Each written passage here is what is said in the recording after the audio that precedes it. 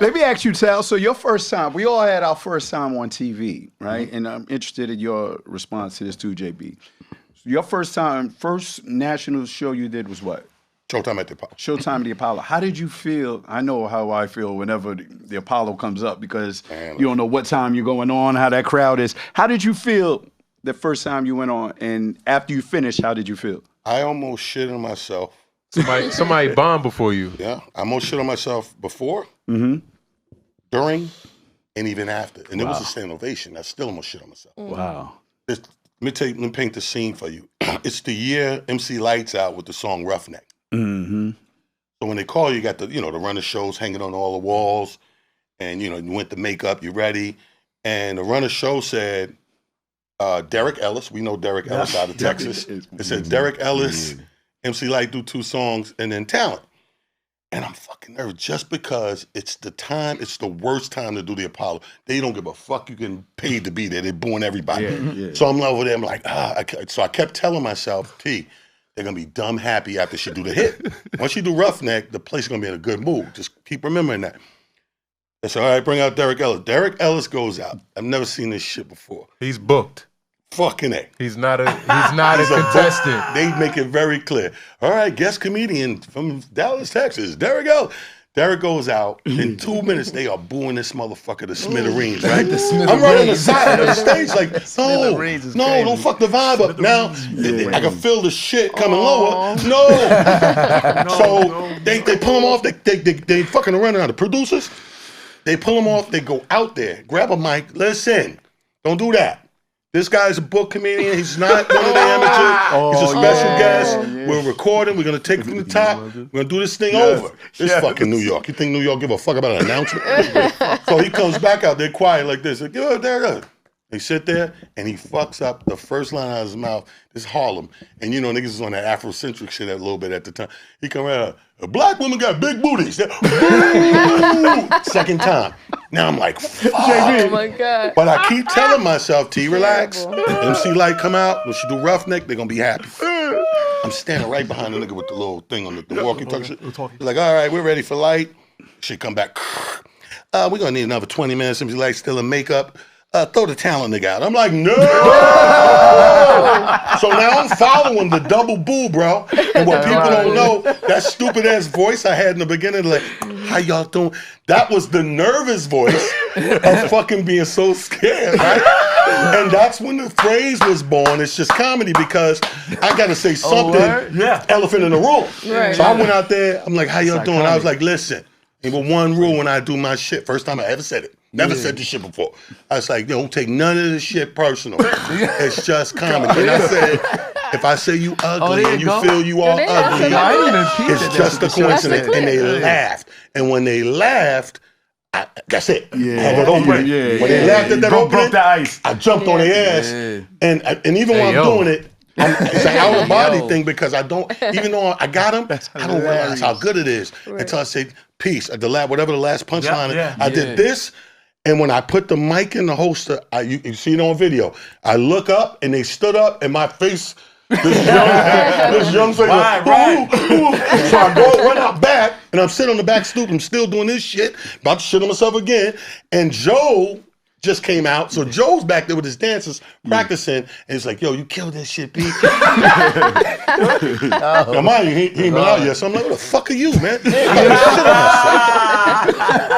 Then when he went up there, I was like, oh, that's that guy. But that was the first time. But the blessing in that, in hindsight, was when I, remember how back in the day we used to wait on the tape. Yeah, that was a big deal. Yes. When you did TV is one thing. You wait for it to air, but whoever the producers was send you your copy of the tape. So when I got the tape, I sent it everywhere. And it wasn't one place I sent that tape. They didn't hire me and bring me in for work. That's dope. Oh, wow. I mean, and until I got back in my projects, JB, what was your first national joint? How did you feel going into it, and then when you finished? I'll say this. So, was it Def Jam? It was before. Well, you gotta realize I did the first season of Def Jam and the first season of BET. But before that, I actually did Friday Night Videos, Short Attention Span Theater. That's the first thing that Comedy Central ever did. Yes. Short Attention Span Theater. I did that. I did, what else did I do? Comic Kazi, which was MTV's one of the it was called Comic Kazi. I did that on MTV. Damn. I did Apartment 2F on MTV. Yeah. I've heard you in a So minute. I did a lot of first. Here's the one thing that I wanted to do when we all were doing BET, Def Comedy Jam. I made it a point. I think I talked to Rob about this before too. I said, I would tell people, make sure you vary your material. Don't just do BET. Don't just do Def Jam. You want to be able to do all these motherfuckers. So I would make sure I wrote material that was just organic and everyone could get it. Universal. You know what I mean? Yep. I don't think I had any black people do this, white people do this bits. I don't think I ever had one. But I always made it, relatable to everybody. Everybody can get this shit. Now I got some raunchy ass, ghetto ass jokes now. if I want to go there. If you want to go there, right. But the thing, so I would say my first natural show, it had to be short attention span theater on Comedy Central. What was the energy going into it? How you felt and how you felt afterwards? You know what? I felt good. It was literally 3 minutes. Literally. Because there was a lot of us, a lot of comedians. Right. Black and white. That's so hard. But I can't say that, I can't say this. There are these peaks and valleys because you're building something. You're trying to develop something and find out what your true style is going to be moving forward. It's like you're finding your voice. But you gotta have look. Anybody who brags and say, "Oh, motherfucker ain't never bomb," you do, motherfucker. You got to know how that shit feels. Like, I got an Apollo story too. Now this shit crazy. I did the fucking Apollo. Yo, Cab Calloway was hosting the show. Get the fuck out of it, man. No, back then. That explains the booze. Back then, you know how they had so many people hosted. Right. Rick Aviles and fucking Sinbad. And Farina from Little Rascals. A lot of motherfuckers. But he was the older Cab Calloway. But they had respect for Cab Calloway because he fucking built that place. You can't boob Cab. You can't, Cab Calloway. No, this shit crazy. Cab Calloway had the white outfit on. Hell yeah. Everything. Hell yeah. Motherfuckers respected him. He had the gray hair, beautiful ass hair. That motherfucker was. He's a legend. So that night, right? This shit crazy. This shit crazy. This shit crazy. So it's Keith Washington, right? The singer? The singer. Yeah, Keith Washington, the singer, and somebody else and me, right? No, this is crazy. No, that's not that's a young one. Yo, That's a young one. It's a black and white picture, bro. That's crazy. It's black and white. That just tells me everything I need to know. So look, Cab Calloway's on. So look, Cab Calloway's on stage, He's like right? crazy dude on the subway. Yeah. Oh, he crazy. He was. That's the one. Teeth. That's the one. Look like he sell chicken. Legend. Get a fork. Legend. So look. I'm sorry. So Cab Calloway's hosting the show, right? Keith Washington's on the show. I'm on the show. I forget who else is on the show. So this is crazy. So You got us at Cab Calloway. I'm waiting to go on. I'm waiting to go on. Cab Calloway's on stage. Hey, everybody, welcome to the showtime at the Apollo. I'm Cab Calloway. Howdy, ho. He was like that. People love when he did that. And the tails would be, and the tuxedo tails would be like this. And man, crazy. He said, we got a great show for y'all tonight.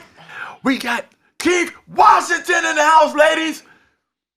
Every fucking woman in that bitch got out their chairs and ran to the front of the stage. Their fucking elbows was on that fucking stage. They couldn't wait to see this motherfucker. This shit was crazy. He said, we got Keith Washington, ladies. They ran their ass up there. But first, you got a young man from Mount Vernon, New York. Put your hands together. Showtime at the Apollo for JB Slick. JB what?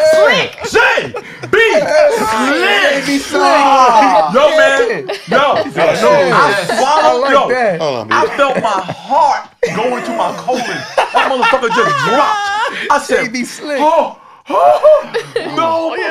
I said, no. Yo, you could have heard the moan in that bitch. All these ladies had already ran to the front. You could have heard the moan in that bitch. Like, oh. I walked on stage. Look, I grabbed the mic, put that bitch back in the holster, and walked the fuck off that stage. I ain't say shit. You left? It was no use. There's no point. No point. All these motherfuckers in front of the stage. Women can watch it. But first, that motherfucker said, but first. The crowd was like, oh, man. You said you took the mic out, so you like looked around first? Yo, let me tell you what. Never mind. Put the bitch back in there and walk the fuck out of there. Hey, Rob, let me tell you, this shit's killing me, man. I'm like, really, my heart. But first. Fucking Cab Calloway. When y'all, like, That YouTube this name, shit later, for the young people, you'll see he was very famous for these white 3-4-piece tuxedos with tails, top hat, all white, right?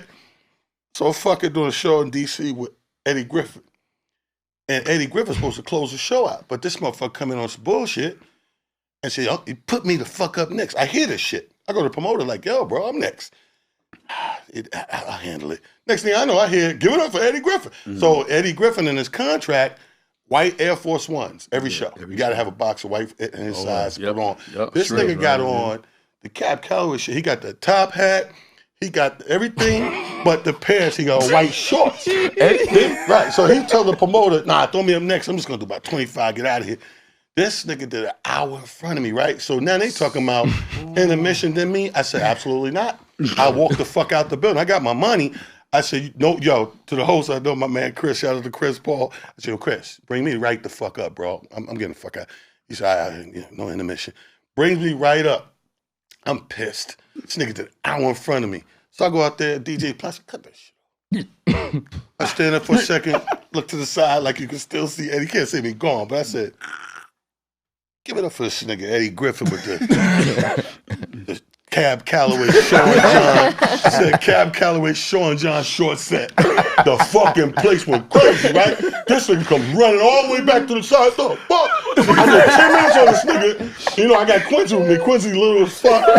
He got the big goons with him. They trying to get in the sound room, cut the mic. I'm killing this nigga, man. Yo, I kill him, I get off. Eddie Griffin trying to get in the sound room? Yeah, Eddie trying to cut the mic is so crazy. After it's over, I get standing there, I leave. I go to the hotel, I'm in the thing like we do, Rob, I need a drink. Fuck, I sit at the table, about 5 of us at the table, look across the room in the restaurant. I don't know, this nigga staying in the same hotel. So this nigga doing this shit to me from across the room. So I'm like, I got the Heineken. I say, hey man, talking to Quincy, I said, is this nigga staring me down? So Quincy look over the plate off, said, this nigga staring you down. In the lobby? No, we in the fucking bar area, like the lounge. This nigga get up, he got the ice grill, right? He get up, he's walking this way. I said, oh, shit. I got to bop this nigga because I'm sitting down. He's standing up. And then come stand over me, look at the ice grill. He said, what up, y'all? Everybody said, what up? He looked at me, he said, what up? I said, what up? He said, you're a funny nigga, right? I said, my nigga. So when you say Cab Calloway, nigga, Yeah, that's your flashback. That's your flashback. So nobody funny. says Cab Calloway, but then what he had on, Cab man. Calloway, Sean John short set.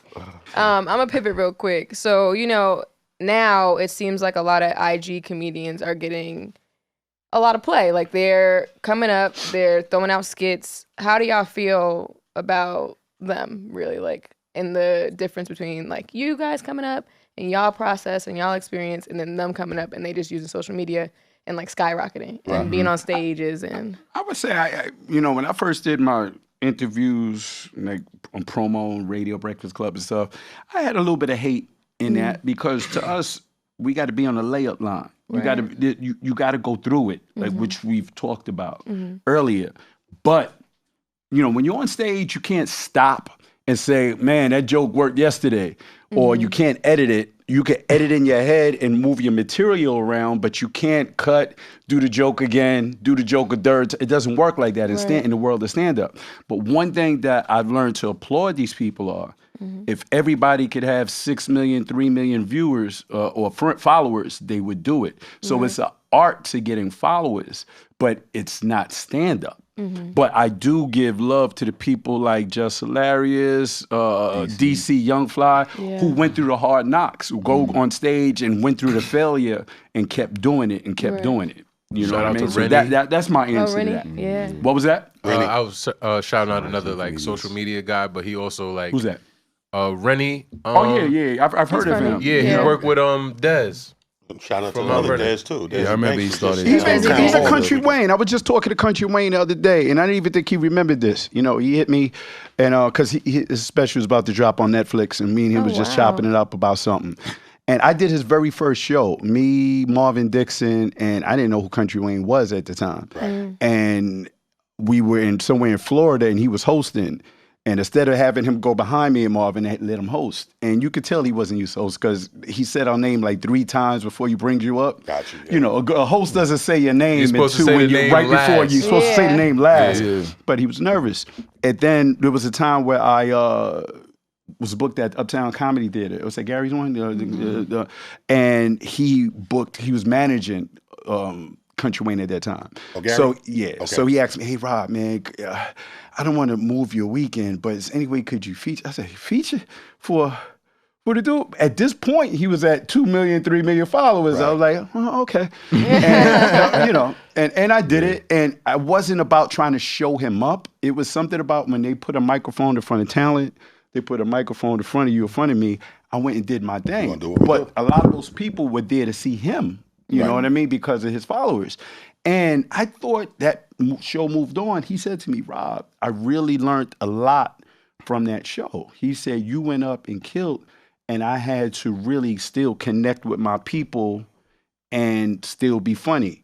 And that let me know this dude is really... takes the craft of stand-up serious. You know, he makes crazy money with the sketches and the stuff that he does, but he really cares about the craft of stand-up as well. Yeah. So to answer your question, Jerrica, I hated on that. Some of these people just want attention. Yeah. You know, a lot of us hate when our friends say, "Yo, guess what? I'm about to do stand-up." We like, okay, they got a comfort level with us. You know what I mean? They've been around us so long, they think they could do it. You really know you will stand up when you go up and you don't do good and your girl is in the crowd, your boy is in the crowd, people you're going to see tomorrow, Tuesday, and Wednesday in the crowd. If you could continue to do that, then you're really making strides to be like, okay, you might be something soon. Yeah. But the people that just want it, they can't play basketball, they can't rap, they just want that attention. You know what I mean? And it just doesn't work that way. Yeah. I used to work at Caroline's. You used to work at Caroline's too. And there was a point where they started, because you know the weekends would be the headliner. You've done it, you've done it.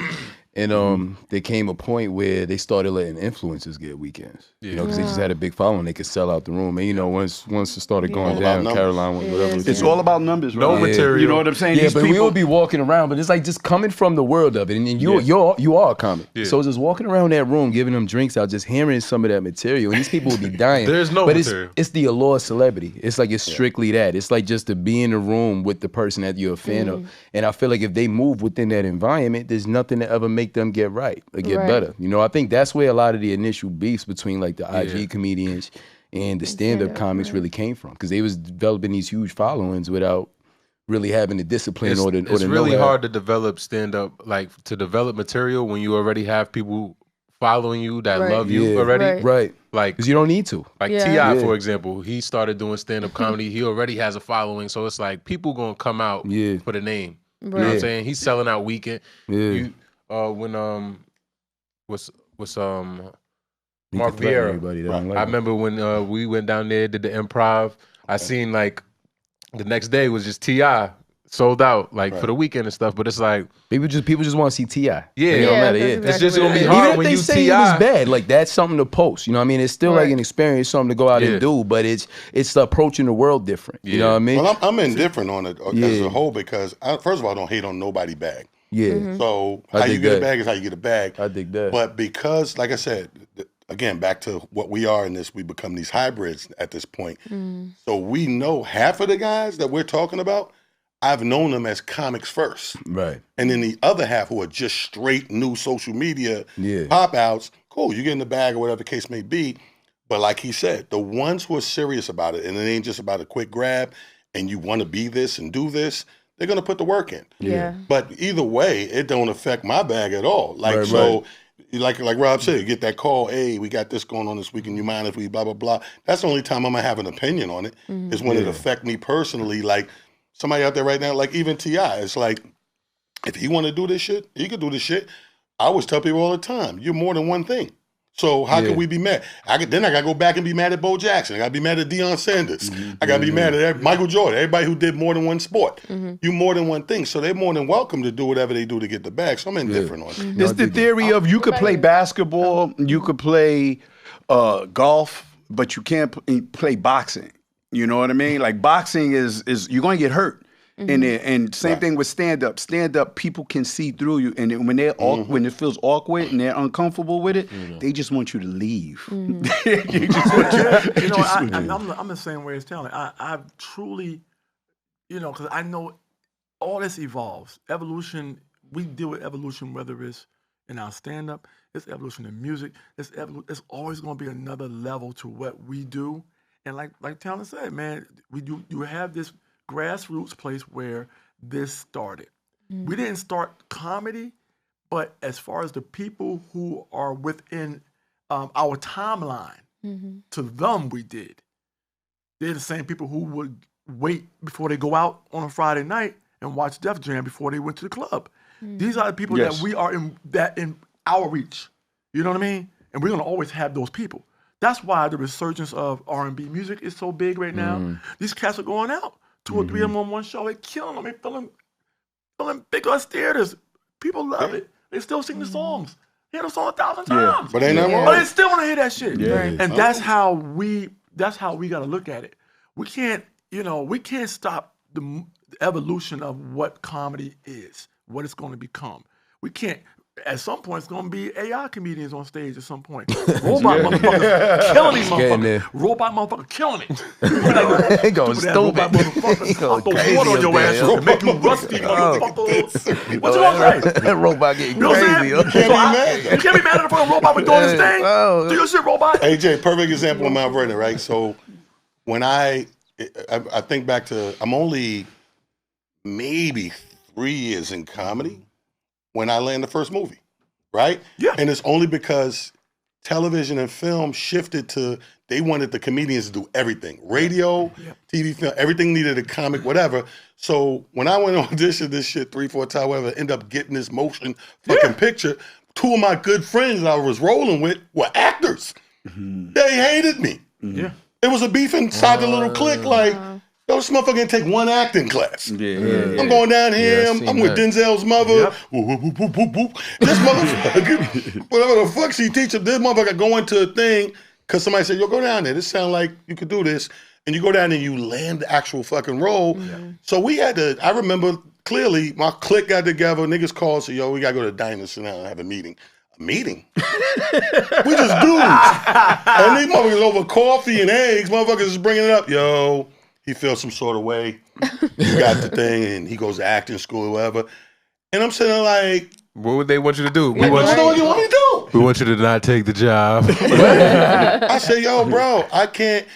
I said, I don't know what to tell you, dude. This is part of being a comedian. Look at entertainment. Comedians host radio shows. They host award shows. They use them in every aspect of entertainment. Video. Drew called me, Drew Frazier. So at this point, now I'm hot in New York. So every rapper that's doing a video called, is Talent video come in my video? Okay, let me see. All right, booked them. I remember the second video I did, music video, I get a call from Drew Frazier. Man, will you stop taking shit? I said, taking what? Man, I was next in line for that motherfucking Missy Elliott commercial. Took the goddamn thing. I said, nigga, all I am is a nigga getting a call saying I can or can't do it. I found out the date. I'm in town. Yeah. I'm doing brand new being video. I'm doing Mocha Step video. I'm doing Heavy D video. Joint. I'm doing all these videos they call me for. Missy Elliott commercial when she did the fucking super duper fly shit. Yeah. I'm doing what I'm gonna do because this is part of me making a living. And that's the problem with us, man. We box ourselves in, and that come from the history of being in this country where we will believe we can only do one thing. So when these cats social media do their thing, and T.I.'s a fucking world-known superstar rapper, and he want to get on stage and tell his stories and whatever, good for him. Good for him. We got inspired by somebody. You know, the first thing I ever did when I came home from college was, the first thing I did was I took an improv class because I wanted to figure out who I wanted to be on that stage, but I wanted the ability to write on stage in my head. So everybody, both of y'all know, I don't write jokes out. I write the premise and I just fucking go. And I'm writing that bitch literally on stage. As I'm performing, I'm writing it. I'm going crazy. I'm just throwing shit at the wall. What stick. And whatever sticks. You know, and even now, I still do it because that's my thing. I can go on stage and do 15 minutes on the fucking drive, the hotel, the bed, the shower, the soap in that motherfucking room, or something in that town that I saw on the way to the club. Works the muscle constantly. And relatable shit that everybody knows. And that is your first 15 minutes is gratis. You enjoy that fucking 15 minutes. Dave, I was on the phone with Dave Chapelle, right?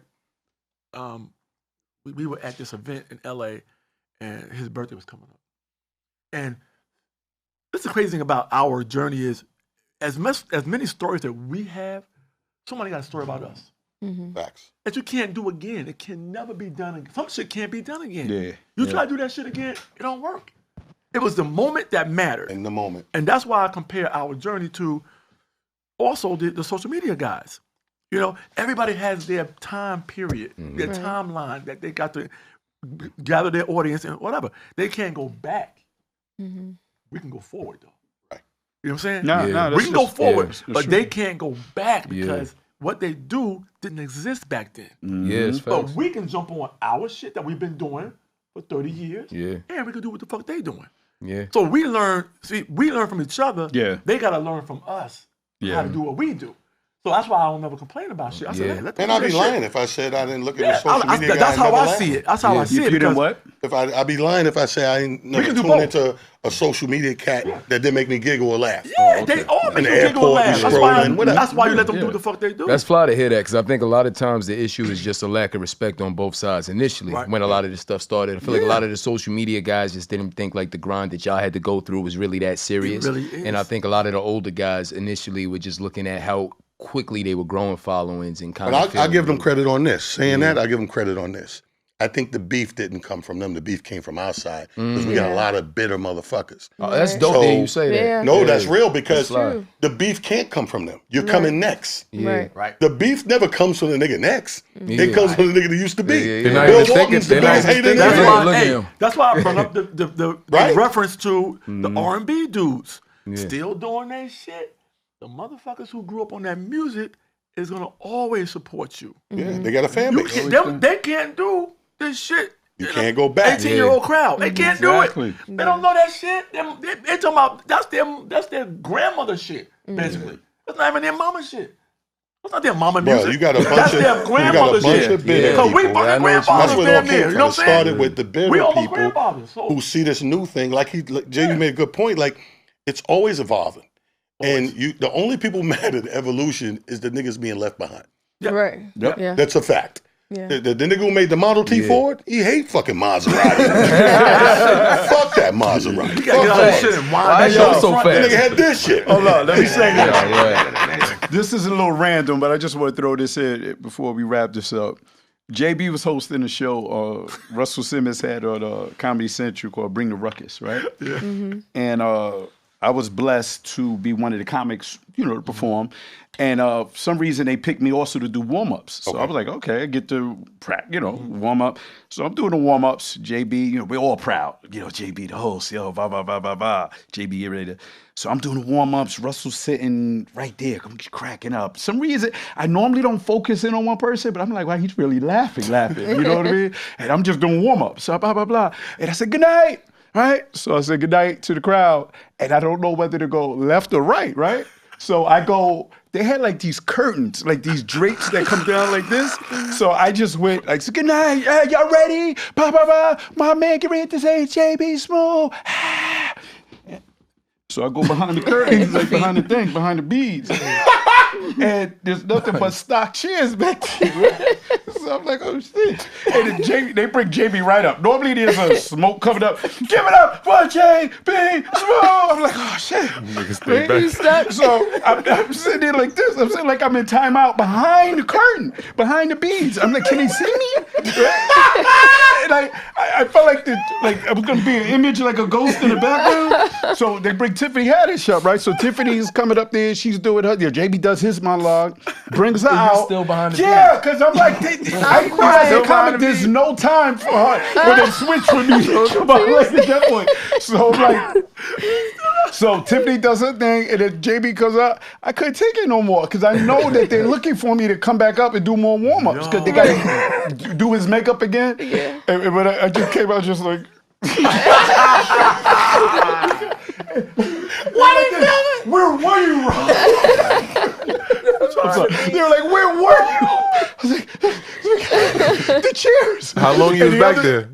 2 sets. His monologue and Tiffany had 2 sets. So the second thing was, question I asked both of you, how did you feel before you did stand up and then afterwards? So the first time I did stand up was national, was the Uptown Comedy Club. So I come happy. Going to be on TV for the first time, national, blah, blah, blah. And I meet, they say, oh man, this guy Cedric Entertainer's here. And I'm like, oh yeah, for real? I'm like, okay.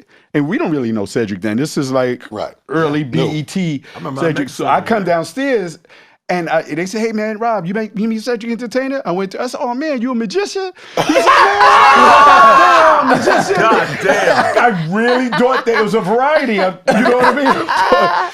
So I get up, right? That was my first encounter with Cedric. Crazy. You got to realize at that point, we didn't know he was going to be Cedric the Entertainer. It's like hamburger don't really give you a hamburger when you do a set.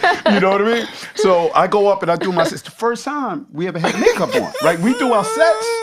This time they you in the room getting makeup and touched up and all of this stuff. And me, I'm a sweater. JB, you a sweater too. I'm a sweater. So I'm doing my first couple of jokes and they laugh at it's working. I'm like, oh wow, this is a little different than when we at a club. It's at a club, but the cameras are there. So I'm sweating and my pores are really closing for the makeup. And I got this big ass paper towel right in my hand. I didn't know to take a black towel, handkerchief at that time. So I wiped myself because I'm sweating. And I looked at it. And I thought I was so nervous, I thought I was bleeding. Seriously, I looked at it, I was like, oh shit. And I forgot my next joke. I was like, oh. And I did it again. I was like, oh, that's the makeup. Now I'm thinking I got blotches on my face. Like they performing noise. Like, yeah. I'm happy that the set went dope. It went good. But it was the first time doing stand-up, and I realized, man, I got makeup on. You know? And I was so nervous down there. I thought I was bleeding when I did this. And I looked, I was like, God damn, I'm bleeding? I was having high blood pressure. Everybody. Because we never did it, so makeup coming out my pores. Makeup fucked with all of us. Like, first of all, if you're a heterosexual male from the hood, you sit in that chair, you like, what the fuck y'all about to do? Yeah. You're doing your eyelashes and all that. And my closing funny ass story of embarrassment like that, because sometimes we just say shit we ain't thinking. Mm-hmm. So we're working on Sunset Park. We're in LA. At the time, we're in the middle of this fucking movie, but Danny DeVito's company, Jersey Films, who did the movie, they're nominated for like 10 fucking Academy Awards with Pulp Fiction. Mm. So Danny throws, when he gets the nomination, Danny DeVito throws his shit at the crib, like to celebrate. So I'm fucked up. I'm a little dude from Mount Vernon Projects, nigga. Right. I'm at Danny crib, and every fucking body's there. It's catered. He got the fucking lake pool thing, and all of us from the basketball movie are there. But fucking nigga, you looking at motherfucker, 2 things happened that fucked me up. Fucking Jane Russo, Michael Douglas, all these big time motherfuckers. John Travolta, everybody's there. Samuel. So I'm sitting at the table getting some chicken and shit, and they're talking. I'm looking at this white dude with this bandana, and I'm like, I know this nigga from somewhere. I know this nigga. The nigga said to me, we said, what? My man in Chicago said, the boss. said, the boss of what? Bruce Fucking Bruce Springsteen? Springsteen. I said, nigga, are you serious? Bruce Springsteen, the boss? I said, for oh, real. shit. So I said, he said, man, let's walk over here by the pool. We walking by the pool. Swear to God, you can't make this shit up, bro.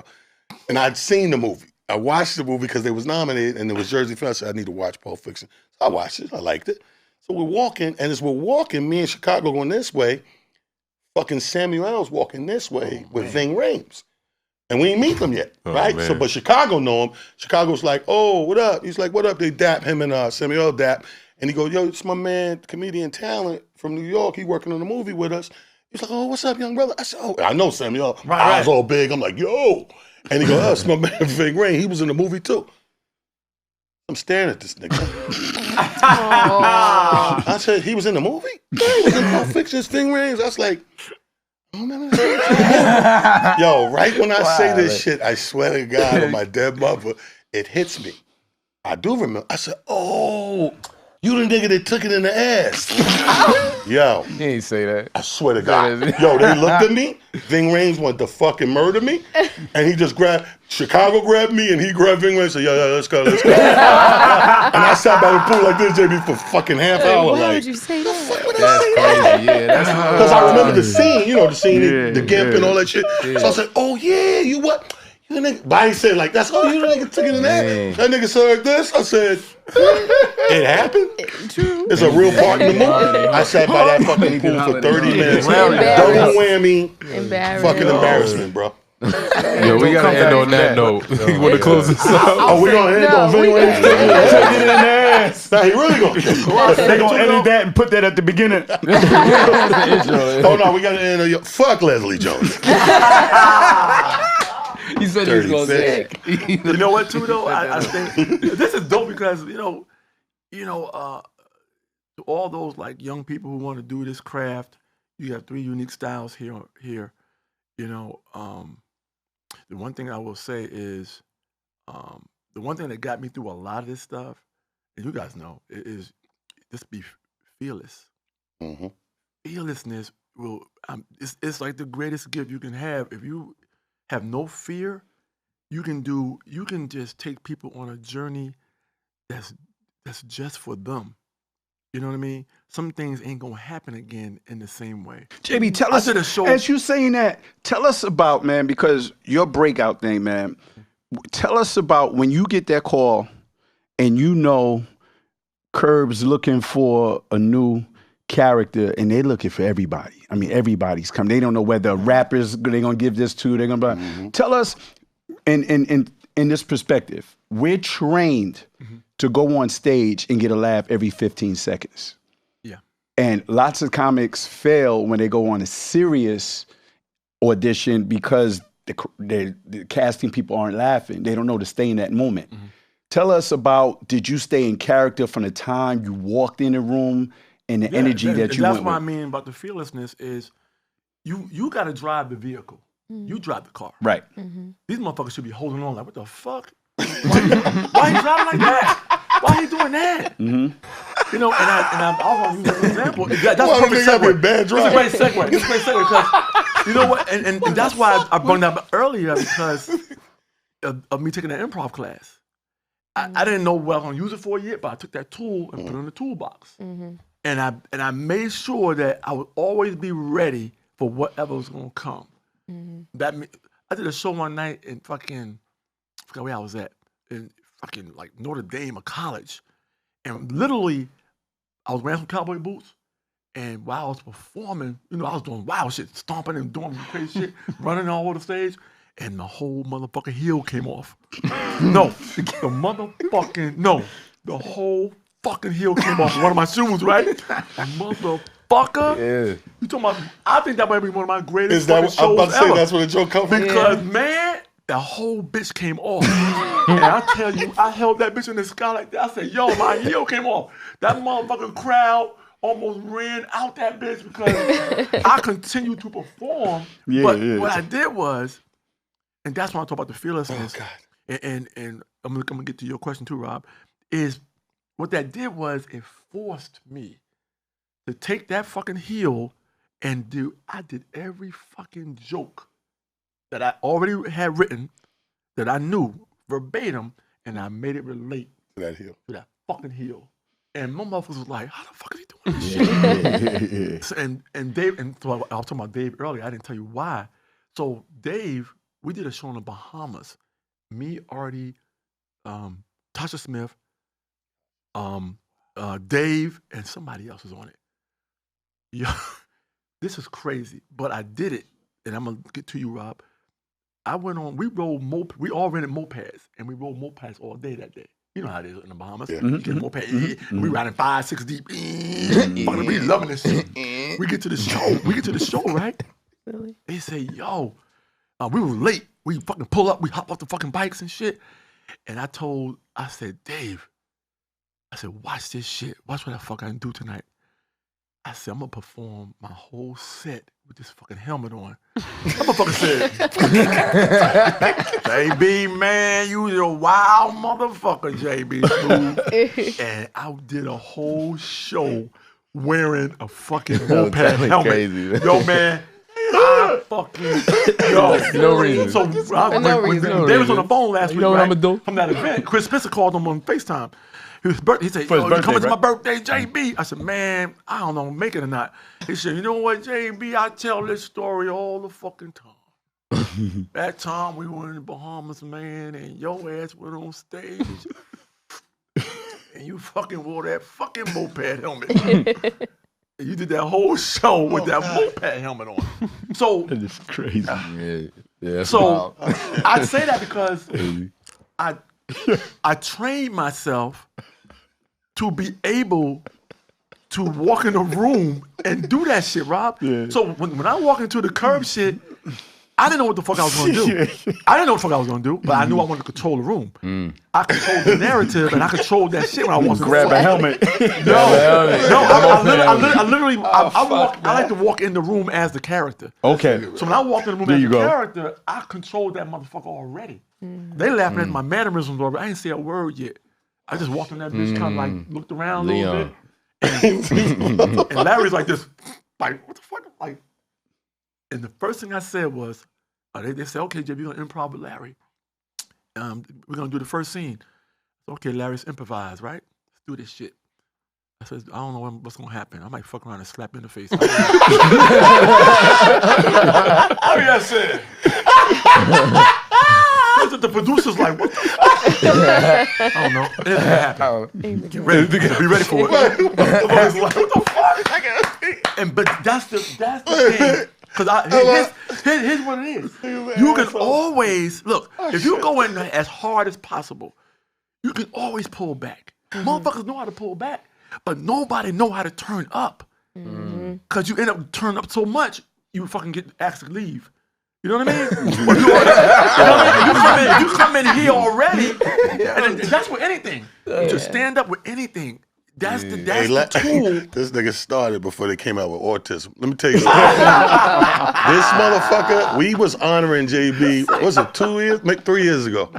This fundraiser shit, fucking education shit for the kids. So they want to honor the nigga. JB gets the call, he's supposed to fly to New York, but they got to shoot more Curb, right? Curb Your Enthusiasm. So the girl says, fuck, JB just called me, he's not going to make it, but he's going to send a video, blah, blah, blah. This nigga send the best, you know how people send their videos in? Best video I ever seen for a nigga can't make the award to accept it. The nigga sends the video on the set of Curb, right? Everybody's there. He's in character, weird clothes on. Larry's there, other actors around. So while JB's talking into the phone, it's like, man, it's determined to educate. Shout out to DTE. Appreciate y'all giving me this award, man. I really wish I could be there, but as you can see, I got to be on the set. You know, these motherfucking Larry and them come in on the camera go, what's going on? He said, no, I'm explaining that I can't make it. They want to give me the award for the determined to educate in New York. Larry and them like, go ahead. We don't need you. We can do it without you. Baby said, yo, stop fucking around. They fucking around. We got to shoot this shit. Take the day off. Take 2 days. That shit was the funniest shit. He tried to be serious. I was like, we told JB to go to New York. We can shoot his shit later. It's fine. Larry, you good? That shit is Larry, nigga. So I can't make it. But it's Larry, nigga. I I'm sitting there watching this shit. They can't fucking. I watch the show. I'm a big fan. I'm like, these motherfuckers can't appreciate what's happening. These motherfuckers dressed in character in between takes. I wish I could be there, but as y'all can see, these motherfuckers coming in the back. What's going on? Coming to educate the kids coming up. None of that shit. I gotta take this shit with y'all. We good. Go, hey kids, he's coming. Yo, we gotta wrap it up. Before we go, we always ask all of our guests to just to name their Mount Rushmore of comedians. So we're gonna be real quick. We gotta wrap this up, but I need you to do it for these guys. That's a hard one, man. That's a lot. That's tough. How many people? There's four people. You gotta go by. I go by who influenced me. Gotta put Cab Calloway. And I go between. Gotta put Cab Calloway on there. If Cab was a comedian, I would. That dancing shit. Need that. Howdy ho. But first, I'm gonna have a hard time because I'm a fan of comedic actors also, and I can only go by what influenced me to get on stage and grab the mic. One, Richard Pryor, Red Fox, and I even though he's going through his troubles, Bill Cosby was fucking amazing. Yeah. He was fucking amazing. How do you? Just don't drink at his house. Yeah. But I gotta say, you know, a few of the other guys are too close in age to me. I've asked this question before, right? And people kind of got taken aback because I could like it's cats I love that if I was a younger comic I would put up there, but they're too close to my age. Okay, I love Chris Rock.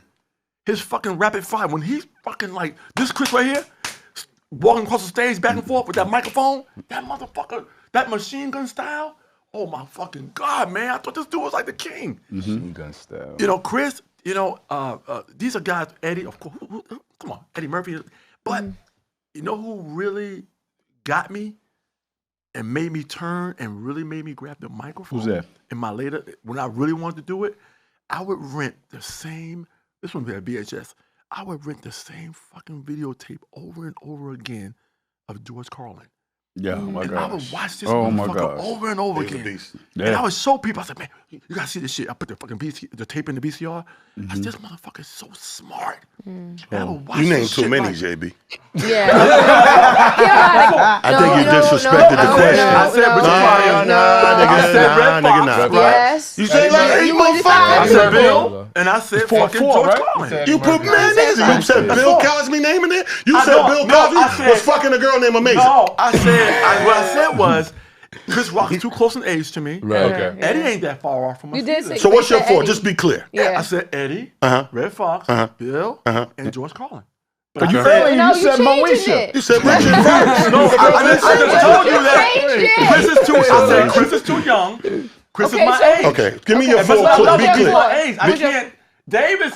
Fuck all that. We're Be older clear. than Give me Dave. 4. We gotta go. We got shit to do. I would love to put Dave up there, but Dave, I remember Dave was 17. Give me your gotta go, 4. Daddy, It's please. subjective. It's what It's very it's what you subjective. feel. Everybody has their. All right. Who 2 years from now might influenced you? change. I'm gonna give Who you this. influenced you? Okay. I'm gonna give you this. I'm gonna give you Richard Pryor. Okay.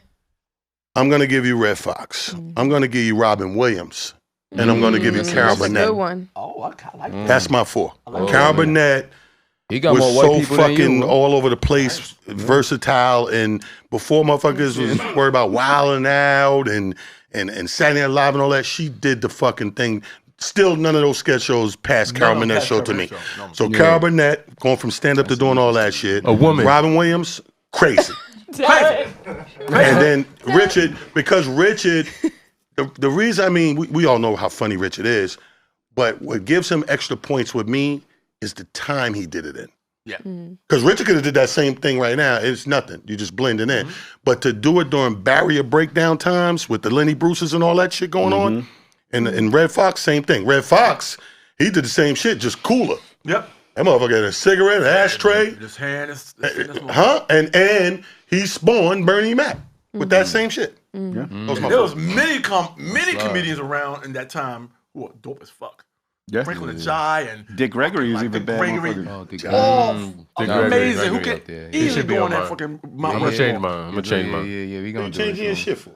I gotta change mine too, respectfully. He over here fighting in the comments and all that. What you got? Yeah, but it's how you feel. I keep it short and sweet. I keep it short and sweet. Of course, Richard Pryor. We all grew up in our generation listening to the albums when you weren't supposed to listen to it. It was like finding your father's porno thing in the drawer that you're not supposed to know. It was like that's what Richard Pryor was. He set that thing.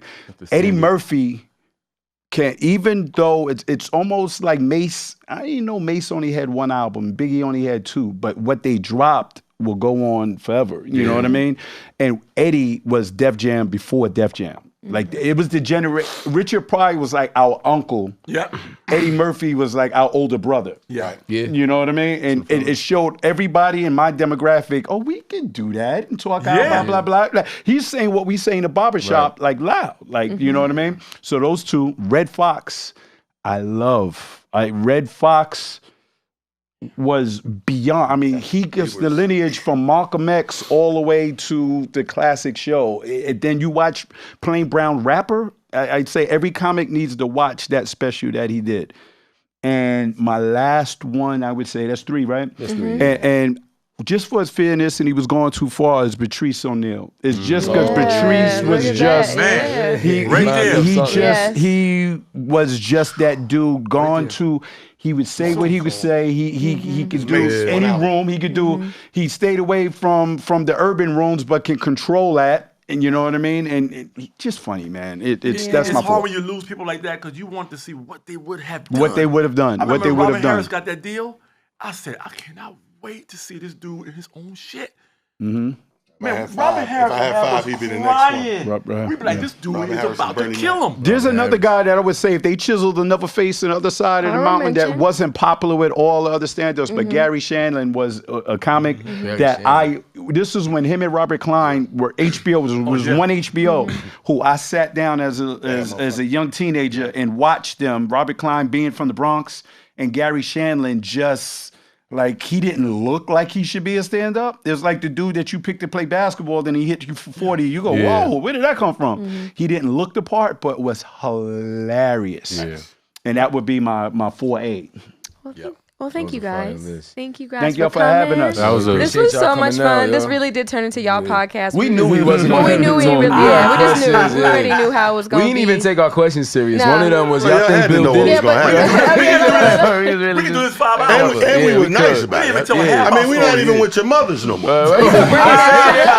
We still talk to y'all though. We still talk to them. Y'all love y'all. Thank y'all for coming out, man. Appreciate y'all. Yeah, thank you guys so much. I tell y'all, man, give your roses early in the first couple episodes. You're doing your thing, man. We're proud of you. We appreciate y'all for taking the time out. Thanks for coming.